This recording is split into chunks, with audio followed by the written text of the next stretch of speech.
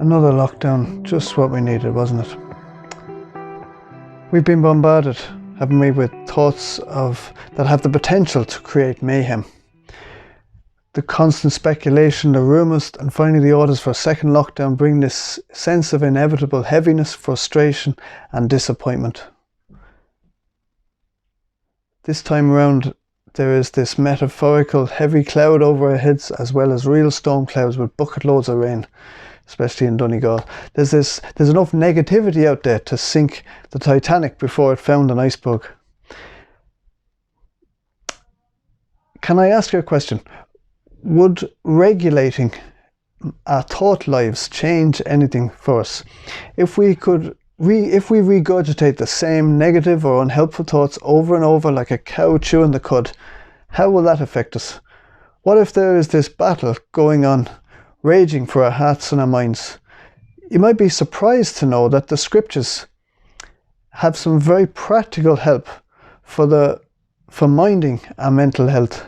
Listen to these calming, sensible yet strategic words from the Apostle Paul.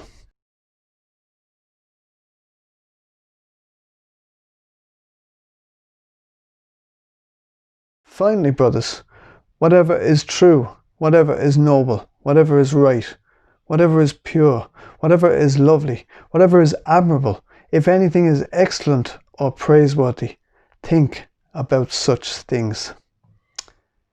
Before we look in more detail about what Paul prescribes in order to invite peace into our lives, let's pose the inversion of it. The kind of thoughts to avoid or reject, or the kind of thoughts that actually invite turmoil. Whatever is untrue or blatant lies, whatever is dishonourable, whatever is just plain wrong or unjust, whatever is impure or indecent, whatever is unlovely or ugly, whatever is uncommendable, whatever is below par, if there is anything unworthy of praise or note. It doesn't take a rocket scientist to realise that the effects of constant negativity can't possibly be good for us. Our media is frequently a barrage of negativity and conflict. Our politics are often marred by criticism and sabotage and underhandedness. Hollywood seems to require shock tactics to get our attention, promoting increasing violence and disdainful behaviour which stream uncensored into our homes. We're all in relationships with others, and how we allow ourselves to think in times of conflict is critical too. So Paul's emphasis implies this rejection of anything that is negative. Paul is writing this letter of joy from a prison cell, locked down, if you like, in a worse state than we are. So he knows what he's talking about. And he says, don't dwell on it. Don't dwell on all these negative thoughts, because it'll impact our thoughts, our feelings, and our lives in a harmful way. Don't waste a minute focusing on thoughts that will tear us down or tear others down. This is tragically human, but infectiously self-defeating. Neither negativity nor emptying our minds will cut it for Paul. Paul says we need to fill them instead with positive thinking. So what does he have in mind? What does he tell us to focus our thoughts on instead that can guard our hearts and our minds with peace? Let me read that verse again. Finally, brothers, whatever is true, whatever is noble, whatever is right, whatever is pure, whatever is lovely, whatever is admirable, if anything is excellent or praiseworthy, think about such things. Fix your thoughts on whatever is true. That seems like a sensible place to start, doesn't it? Particularly as social media channels are plagued with half-truths and fake news and fact-checking. Whatever is worthy of allowing to go through your mind, at least make sure it's true. We use that phrase, something is gospel truth. In other words, it's 100% reliable. The Apostle Paul is wanting us to be open to the possibility that all truth is God's truth. Only truth sets us free. He says, whatever is honourable, think about such things. Did you ever watch those reality TV shows where someone is tempted to do or say something, yet behaves with dignity and integrity? It's edifying to watch, it's pleasant, it's wholesome. Unlike the distaste of watching someone act like an underhand rat. Whatever is right or just, We all long for justice deep down. It's a good thing to view rightness. Right living people are the kind of people that you and I want to cross our path. Rightness flows from the character of God. Paul says, dwell on it. Whatever is pure, focus on things that aren't tainted with evil.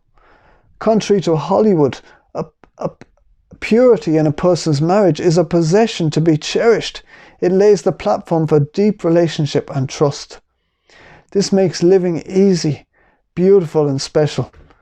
Whatever is lovely, all that is beautiful, like a surf and a sunset, the intricacies of God's creation, a hike up a mountain, a new piece of music, or someone caring for the vulnerable, or lots of other things.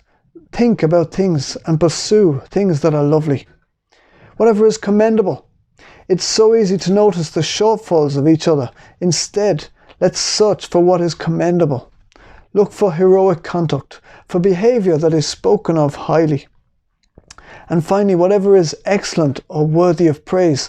I love watching those DIY or SOS programs, and I think it's because there is something beautiful about watching selflessness in action. It's lovely, it's stirring and special to see others valued and affirmed. So all of these things that Paul tells us to focus on are wonderfully helpful, but I also want to suggest they may be potentially problematic. Now let me explain. On our own, simply, we can't do it. I can't anyway. It's like turning over a new leaf. So frequently we fail miserably. We have good intentions, but we can't get there. I don't think Paul is offering up here some sort of self-help guide to well-being here. I think Paul is wanting us to see beyond the virtues, to see a person who displays them perfectly and to be transformed by him. Paul is asking us to fix our eyes on Jesus. It was him who was described as he described himself as the way, the truth, and the life. He's the embodiment of truth itself. He who is the most noble of all who came to earth. He was God, yet he did not grasp any of those privileges during his life here. He did right in all he did. He loved and fought for justice and ultimately died as a miscarriage of justice so that you and I could be free. His motives were entirely pure. He put us all before himself. He humbled himself as our servants, dying the death that we deserved. The self-effacing nature of Jesus is lovely and otherworldly to observe. He never talked himself up. It's mysteriously, magnetically captivating. You see, Jesus' love that compelled him to go to such lengths to reach us are highly commendable. He is excellent and praiseworthy in ways that are deep, meaningful, and unsearchable. Paul names his deep desire that shapes his contented life. And he says this, that I want to know Christ Jesus, because it's knowing him that transforms me and everything, says Paul. And that can be true of you and me today as well.